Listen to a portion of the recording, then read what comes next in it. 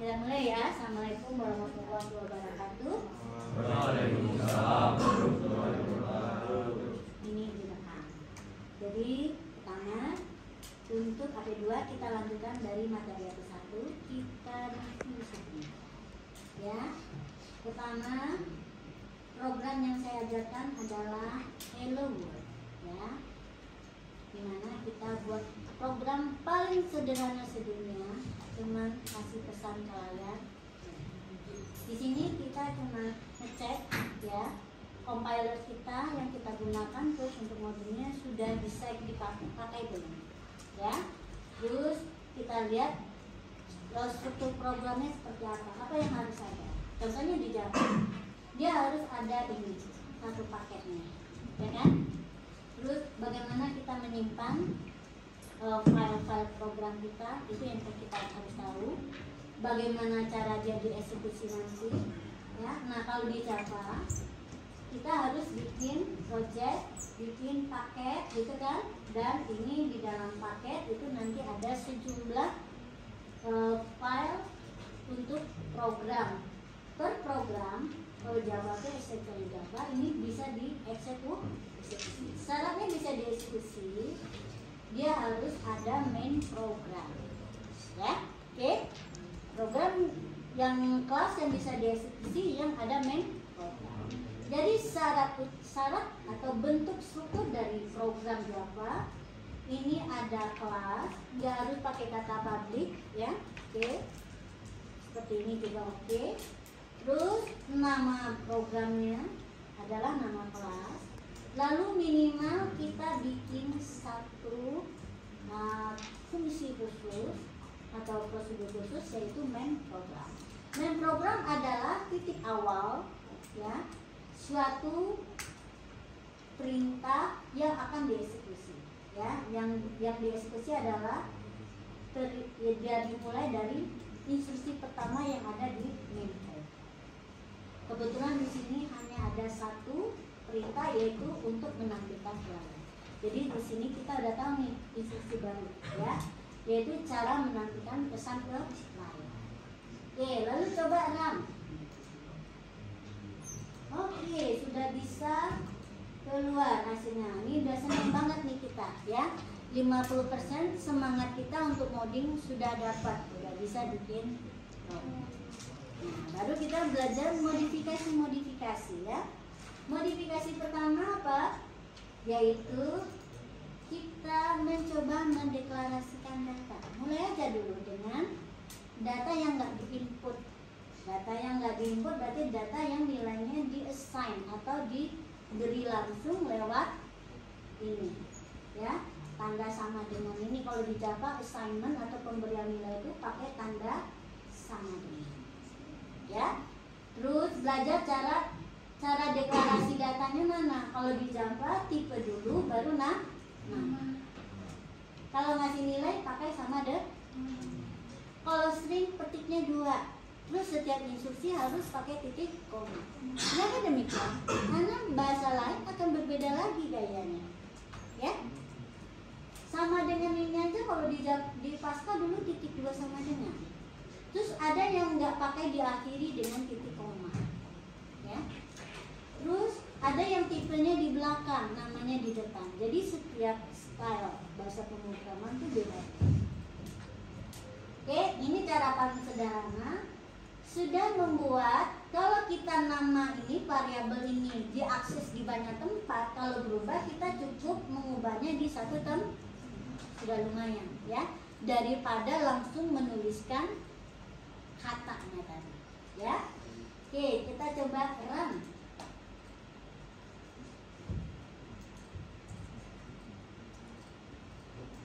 Oke, nama. Nah ini ya, nana. Ini mau 100 kali mengeksekusi dia tetap nana sampai kita ubah nilainya di dalam program. Jadi ini kalau berubah, ini akan mengubah program. Walaupun dia variabel, tapi nilainya nggak diinput. Kalau nilainya baru berubah, dia harus merubah program. Ini nggak bagus ya. Mau lebih fleksibel, pakailah cara yang kedua, di mana datanya di input. Nah sekaligus ya, kalian bisa lihat nanti nih ada 4 jenis variabel yang menjadi tipe data dasar ya di dalam pelajaran algoritma. Apa saja? Bilangan bulat, bilangan real. Di sini ada 2 jenis untuk Java, float dan double. Lalu ada karakter, ada string. Oh ya, satu lagi ini adalah boolean. Boolean itu adalah tipe data logik ya, dimana nilainya hanya true dan false. Sekarang kita lihat keunikan ya, cara membaca nilai. Nah, di Java itu sedikit unik ya. Coba lihat, kita harus memasukkan ya modul mengimport sebuah library yang namanya scanner. Nah, itu Java itu ribet di urusan baca ya, apalagi yang dibaca itu adalah string ya, itu agak ribet. Oke. Terus kenapa? Karena setiap tipe data yang dibaca itu cara bacanya berbeda tergantung kepada tipe. Coba perhatikan. Kalau string dia pakai maxY atau max. Lalu kalau dia integer, bilangan bulat pakai maxin dan sebagainya. Ya. Terus caranya adalah dibaca lalu datanya disimpan. Ini beda loh ya. Ingat lagi. Kalau kalian pakai bahasa yang lain beda lagi caranya. Ya. Yang beda itu apa? Sintaknya yang beda. Ya. Oke. Urutan algoritma nggak berbeda, tapi sintak di bahasanya yang berbeda. Kemudian di string itu nanti ada ketemu khusus string, kita bisa mendapatkan beberapa fungsi khusus yang sudah disediakan. Ya, contohnya ini mendapatkan substring, ya, di posisi 0 sebanyak 2. Nah, dapatlah stringnya substring. Kemudian satu lagi, tipe logik tidak bisa diinputkan. Saya udah cari-cari gimana cara menginput ya, pakai next ini tidak ketemu ya. Jadi dia memang adalah suatu nilai yang dimasukkan dari suatu hasil dari persamaan logik ya, perbandingan. Terus deklarasi data bisa dimanapun, tidak harus di awal ya. Oke, untuk menampilkan cara menggabungnya pakai plus. Sekarang kita coba eksekusi.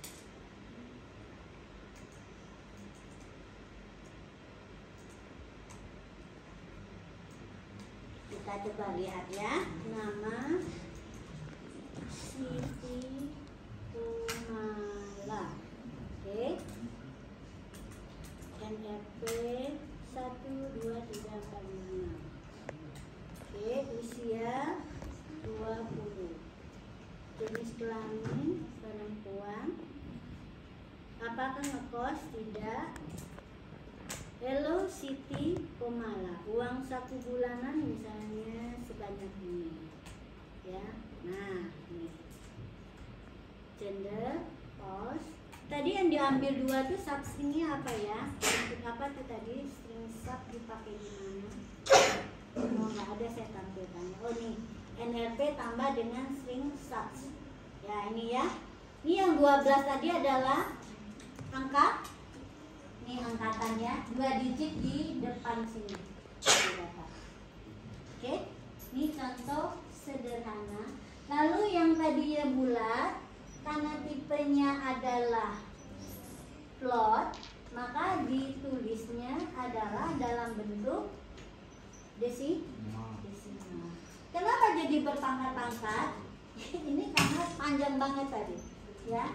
Sebetulnya dia dalam bentuk bilang biasa, tadi kepanjangan ini ya, nih melebihi. Coba kita run lagi dengan nilai yang lebih kecil, karena tadi si uang satu itu kan float ya. Oke. Nama saya dulu ya. Usia, jenis kelamin, terus ya, uang saku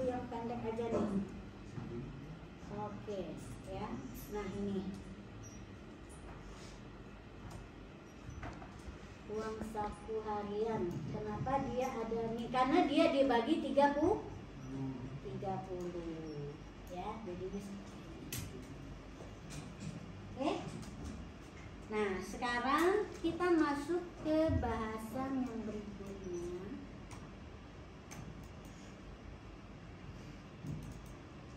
Ini bahwa program itu ya, dia sifatnya makanya komputasi ya, kita belajar komputer karena fungsi utama dari komputer itu adalah melakukan komputasi itu elemen dasarnya adanya sesuatu data yang dimanipulasi, yang diolah, yang dihitung.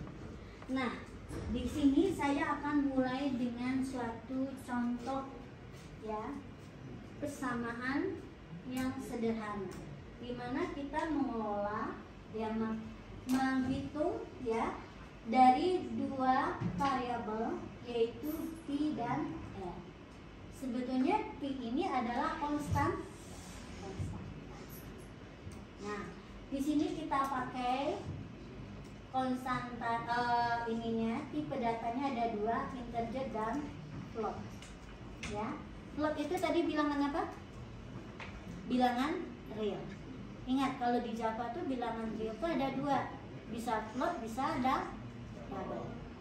Ya, perbedaannya pada signifikansi.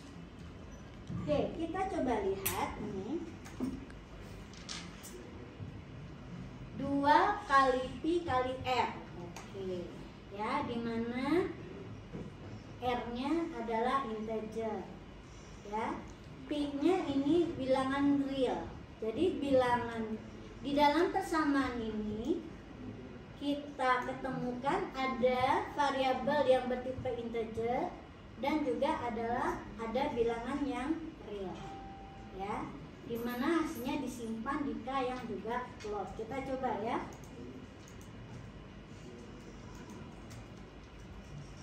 Jari-jari, oke, nilainya segitu. Sekarang saya coba ya. Kalian masih ingat cascading? Sesuatu yang saya sebut dengan cascading, contohnya seperti ini. Sebetulnya ini kan 314 ya. Oke, tapi kenapa nggak boleh? Kenapa ini error? Ada yang tahu? Karena bentuk desimal ini harus dideklarasikan dengan tipe double. Tapi kenapa errornya pindah ke bawah? Nah, ada syarat ya. Kalau di sini double, sementara K-nya tipenya real, ini berpotensi nanti ada nilai yang terpotong. Itu menyebabkan signifikansi atau akurasi hasilnya akan berubah. Sehingga mau nggak mau, alternatif pertama adalah float ini kita ganti dengan double. Oke, solve ya. Oke. Bagaimana kalau kita tidak mau mengganti tipenya ini? Ya, karena dia udah terlanjur dipakai di banyak tempat lain. Udah, atau dia adalah struktur data yang sudah tersimpan gitu. Nah, alternatifnya CP kan kalau misalnya kita nggak terlalu masalah dengan signifikansi, CP ini kita ganti menjadi, kita cascading dia ke float. Oke, coba lihat ya, solve ya. Oke, terus satu lagi di sini juga. Nah, jadi cascading itu adalah memaksa suatu tipe data diubah ke tipe data yang lain, yang lebih kecil, sehingga dia bisa komputasi ya, tidak ada pesan error lagi dengan hasil yang diharapkan ya. Demikian, jadi ada banyak cara sih. Yang pertama tadi K-nya kita ubah ke double, yang kedua P-nya yang kita ubah ke float tapi kita bentuk dia jadi 22/7. Yang ketiga, tipe data nggak kita ubah-ubah, tapi di ekspresi matematik ini CP-nya kita cascading, kita konversi tipenya ke float. Gitu ya. Nah, di sini kita sudah belajar tentang sesuatu yang namanya ekspresi. Tadi kan baru belajar tentang variabel dan tipenya, ya, dan cara menginput. Sekarang kita belajar tentang yang namanya ekspresi. Ini elemen yang paling penting, ya, di dalam pemrograman. Ekspresi ini adalah sesuatu yang menjadi elemen dasar dari komputasi kita, ya. Karena dengan adanya ekspresi, variabel-variabel tersebut nilainya kita bisa manipulasi, bisa kita komputasi untuk disimpan di tempat yang di variabel yang lain, ya, untuk menghasilkan informasi yang kita inginkan. Nah, ada dua bentuk ekspresi. Yang pertama adalah ekspresi matematik. Ekspresi matematik, ya, atau saya sebut dulu ekspresi, ya. Ekspresi itu adalah apa? Susunan dari operan dan operator. Operan itu apa? Datanya. Data itu bisa berupa variabel, bisa berupa konstanta atau nilai. Lalu elemen yang mengoperasikannya apa? Itu disebut dengan operator. Nah, operator itu berupa apa? Nah, itu operator, simbol-simbol di dalam ekspresi matematik. Biasanya operator matematiknya tambah, kali, kurang, bagi, dan sebagainya, ya. Segala bentuk operasi yang bisa dilakukan terhadap suatu nilai bilang. Nah, susunan dari operan dan operator yang pakai operator matematik ini, itulah yang kita sebut sebagai apa? Ekspresi matematik. Itu yang kita gunakan untuk menyelesaikan banyak proses komputasi. Ada ekspresi yang kedua, yaitu ekspresi logik. Nah, di ekspresi logik ini cirinya adalah minimal akan terdapat satu operator logik. Operator logik itu apa aja? Operator logik adalah sesuatu operator yang akan menghasilkan nilai true atau false. Apa saja? Tadi kita udah pakai satu. Apa? Membandingkan sama dengan dua itu, ya. Kecil sama, besar sama, ya. Besar dari gitu, ya. Besar dari, besar sama, dan sebagainya. Terus ada lagi apa? And, or, ya. Kalau besar sama, kecil sama, sama dengan dia akan membandingkan dua nih nilai. Kalau and dan or fungsinya untuk apa? Menggabungkan dua ekspresi logik menjadi satu hasil yang baik, di and-kan atau di or-kan, gitu ya. Gitu ya. Jadi paham ya, mengapa ada yang namanya tipe data logik, mengapa ada ekspresi logik. Di dalam pemrograman gunanya untuk mengendalikan logika program. Nanti terpakai di mana? Di instruksi pencabangan dan pengulangan, ya. Sedangkan ekspresi matematik sangat berperan untuk kita bisa melakukan komputasi, menghitung nilai atau memanipulasi nilai dari suatu variabel, mengubah input menjadi output. Nah, itulah fungsi dari ekspresi matematik. Nah, algoritma itu sebetulnya apa? Menuliskan, ya, membuat urutan dari instruksi-instruksi yang harus dikerjakan oleh program, sehingga dia logis, sistematis, bisa mencapai input menjadi output yang diharapkan, ya. Nah, di sini contoh paling sederhana, program paling sederhana, di mana kita cuma melihat, ya, menyelesaikan persamaan matematik sederhana. Pasti dia terdiri dari apa? Proses awalnya adalah menginput nilai. Kalau ada data yang mau diinput. Lalu proses yang kedua melakukan komputasi atau menyelesaikan persamaannya, ya. Persamaan itu bisa saja kalau sederhana hanya satu instruksi. Tapi kalau persamaannya rumit, ada nilai-nilai yang harus dihitung dulu. Berarti satu persamaan bisa dipecah menjadi beberapa instruksi. Ya. Nah, yang terakhir adalah menampilkan hasil. Ini yang kita sebut sebagai apa? Sekuensial. Program itu intinya adalah sekuensial. Dikerjakan sesuai dengan urutan penulisan, ya, urutan logiknya ini, ya. Bahwa ini dulu, baru sini, bahkan dari deklarasi dulu, karena ada deklarasi di sini yang memberi nilai awal, ya. Oke. Nah, di sini kita belum ada instruksi bercabang. Apakah ini udah logis? Sudah? Nah, sudah bebas dari kesalahan sintaks? Iya, karena sudah tidak ada merah. Apakah ini logis? Logis, karena misalnya hasilnya sudah sesuai tadi ya, kita cobakan. Misalnya jari-jarinya 5, maka hasilnya seperti ini. Sudah sesuai ya? Oke, apa yang tidak logis? Kalau saya buat seperti ini, ya.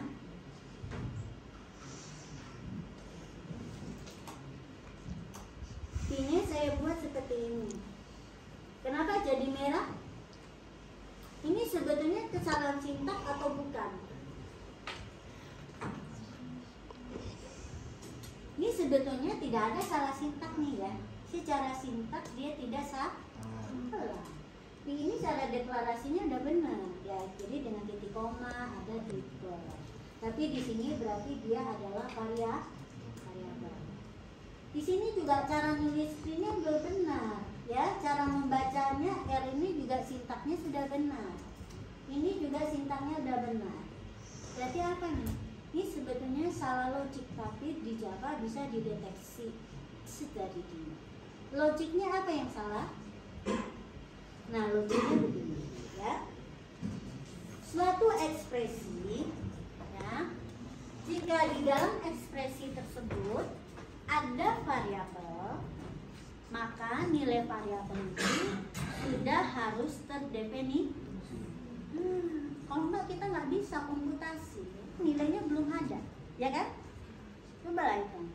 Coba kamu hitung berapa, misalnya berapa jumlah kaki kucing. Terus kucingnya nggak pernah kelihatan, nggak bisa kan? Nggak pernah dinyatakan 4 misalnya. Terus coba hitung berapa jumlah kaki dari 4 kucing. Kalau jumlah kaki 1 ekor kucing aja kita nggak tahu, ya. Jadi syaratnya apa?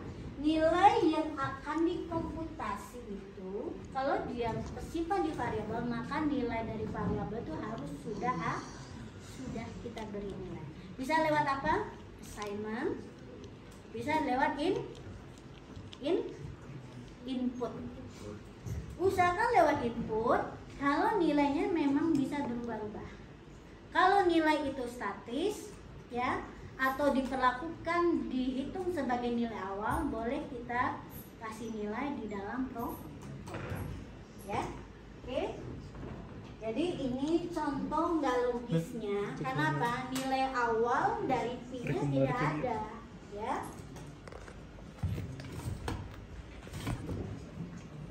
Oke. Nah, sekarang kita coba masuk ke sesuatu yang lebih rumit lagi. Instruksi jenis yang kedua. Ya. Instruksi ini adalah instruksi pencabangan. Seperti saya katakan tadi, dalam instruksi pencabangan atau pengulangan kita sudah memerlukan bentuk ekspresi boolean, ya, yang kita sebut sebagai suatu ekspresi untuk memeriksa suatu kondisi, ya, apakah terpenuhi atau tidak. Kondisi itu terdiri dari pasangan antara variabel dan nilai, ya. Contohnya ini,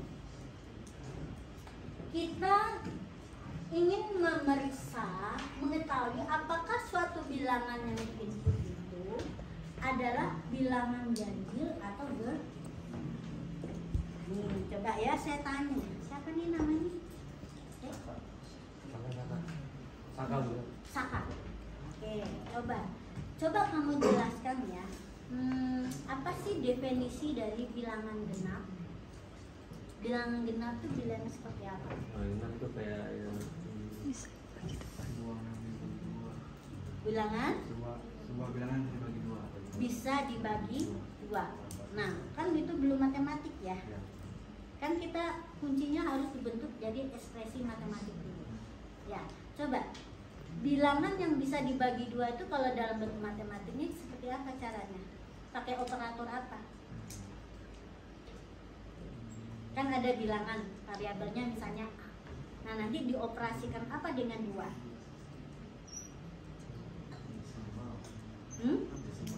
Desimal, nggak ada operator desimal.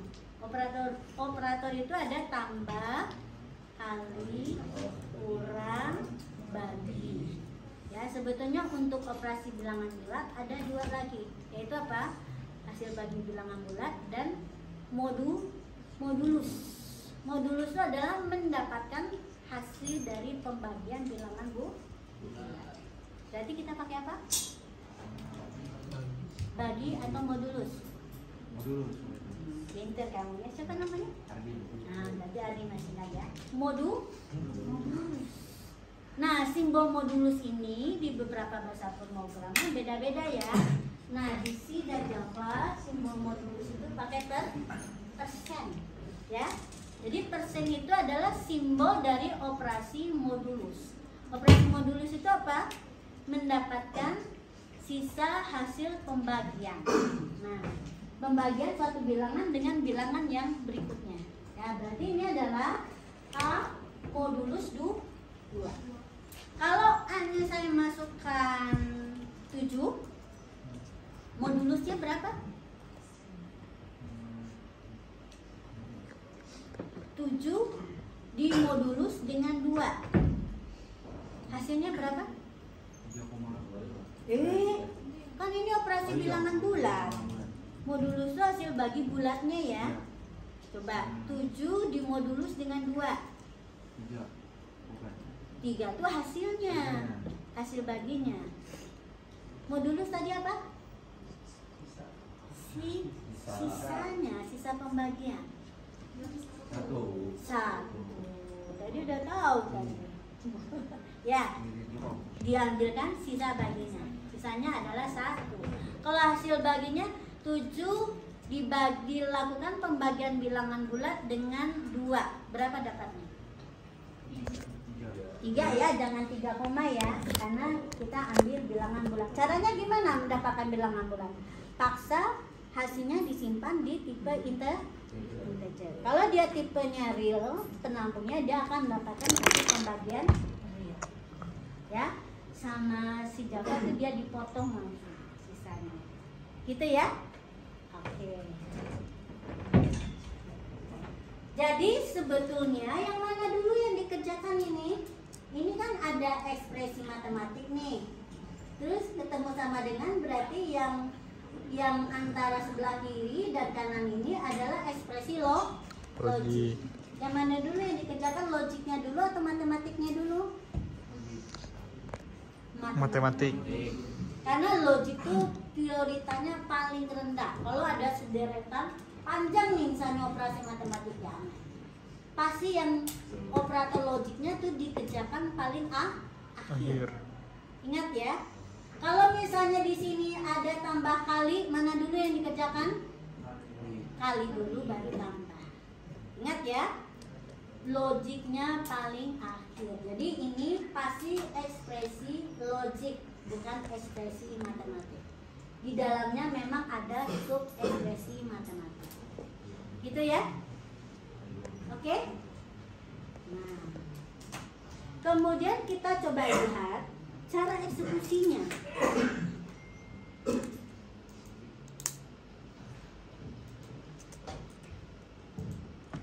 Oke, saya masukkan misalnya ini 7. Berarti 7 adalah Ganjil. Kenapa dia ganjil? Karena hasil pembagian bilangan dengan duanya tadi satu itu kan tidak sama dengan 0, jadi dia perginya ke bagian else, ya. Jadi yang kalau dia hasilnya ekspresi logik ini adalah false, yang dikerjakan bagian else. Tapi kalau dia benar hasilnya, maka yang dikerjakan bagian then, yang then-nya itu langsung setelah ekspresi itu, ya. Di Java nggak ditulis then-nya, tapi kalau di Pascal then itu ditulis. Saya coba nih sekarang dengan nilai yang lain. Misalnya adalah 10. 10 ini jadinya apa nih? Benar? Nah, berarti program kita sudah benar. Pastikan ya program kita dicek sesuai dengan alternatif hasilnya.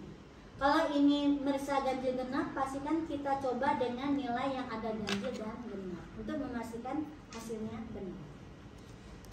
Oke ya. Nah, sekarang kita masuk lagi ke contoh yang kedua nih. Ya. Kita masukkan suatu bilangan, tapi hasilnya itu adalah kita ingin konversinya ke dalam bentuk angka. Nah, karena ini alternatifnya banyak, ya, kita bisa menggunakan bentuk pencabangan yang lain, yaitu pakai switch dan case. Nah, coba perhatikan, ya. Untuk setiap kasus penyelesaian ini, jangan lupa tutup dengan break. Break itu memaksa program tidak melanjutkan pemeriksaan ke case yang lain, ya. Oke, seperti ini ya. Nah, kemudian kita bisa susun di sini default, artinya jika tidak ada case yang terpenuhi, maka yang dikerjakan adalah bagian default. Default ini sama dengan else, jadi dia mengerjakan yang tidak masuk, yang tidak terpenuhi di case manapun. Ya, jadi ada dua bentuk pencabangan, bisa pakai if then atau bisa pakai switch. Sebetulnya lebih simpel bentuk switch, tetapi tidak semua kasus bisa diselesaikan dengan switch. Kenapa? Switch itu bisa kita gunakan kalau pencabangannya itu ditentukan oleh suatu variabel yang tipenya mempunyai keturutan. Apa aja itu keturutan? Pertama, bilangan bulat, yang kedua karakter, yang ketiga logik. Jadi di luar itu, kalau variabel yang menentukannya adalah misalnya real atau string, kita nggak bisa pakai case, ya, oke? Harus pakai if then. Kalau banyak apa? If then else, if then else. Memang lebih rumit, tapi itulah syaratnya kalau pakai switch. Sekarang saya coba lihatkan ini hasilnya ya. Kita coba eksekusi misalnya 6. Sekarang saya masukkan min 2. Nggak masuk kan? Nah, kenapa kosong? Karena kita isi tadi dia dengan string kosong. Kita masukkan 10, ini juga nggak ada karena yang dikenal hanya 0 sampai dengan 9. Itu ya. Nah, sekarang kita masuk lagi ke contoh bagaimana ini kalau diselesaikan dengan if then. Bisa ya, if pasti bisa diselesaikan dengan if then. Contohnya seperti ini jadinya, panjang ya. If then else if. Ya, langsung periksa lagi. If A sama dengan 0 ini. Kebetulan ini enak karena dia cuma satu instruksi. Bagaimana kalau yang harus dikerjakan itu lebih satu instruksi? Kalian harus update dengan apa? Kura buka dan tutup. Jika tidak, hanya dikerjakan instruksi yang pertama, ya. Oke, bentuknya seperti ini. Nah, sekarang saya akan perlihatkan ada yang unik. Oke, nah ini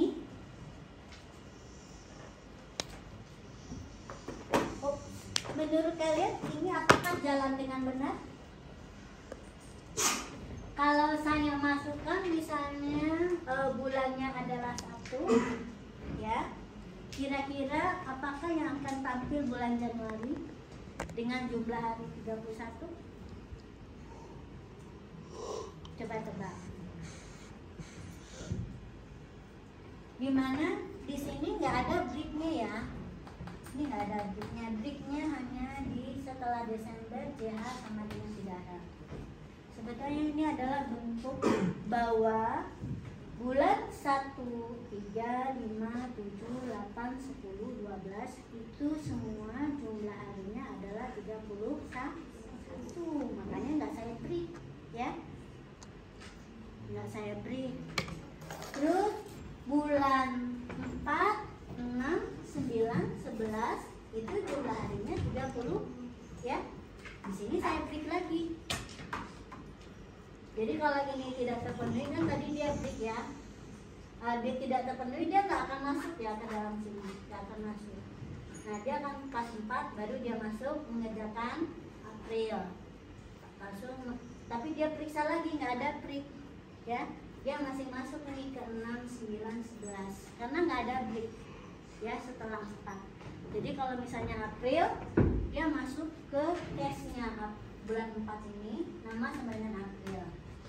Karena tidak ada break, dia akan lanjut sampai mengerjakan yang bagian 11 termasuk men-set nilainya adalah harinya 30. Kalau bulan 2 ini dia nggak ada yang masuk, masuknya ke case yang 2. Berarti dia ngerjakan apa setelah itu? Men-set namanya ke bulan, lalu meminta masukkan nilai tambah. Oke, kalian tebak ya. Sekarang saya eksekusi. Saya eksekusi nih. Kira-kira seperti apa tampilan di layar? Saya masukkan kodenya 3. Kira-kira apa yang tampil? Bulan Maret. berapa dia? Maret Maret. Jumlah harinya? 31. 31. Yakin? Ya. Yakin? Saya tutup dulu yang ini ya.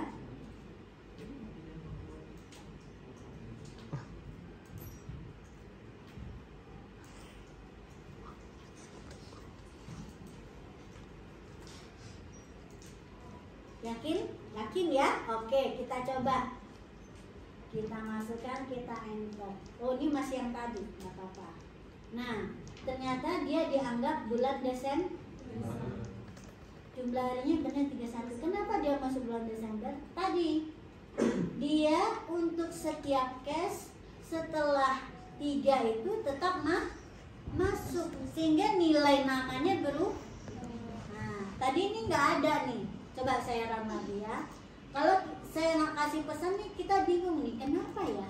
Kok dia namanya berubah bukan Maret gitu loh. Saya masukkan lagi 3 ya. Itu kan? Kenapa jadi Desember gitu kan? Nah, akhirnya tadi dicoba apa? Kita kasih pesan satu-satu itu agar apa?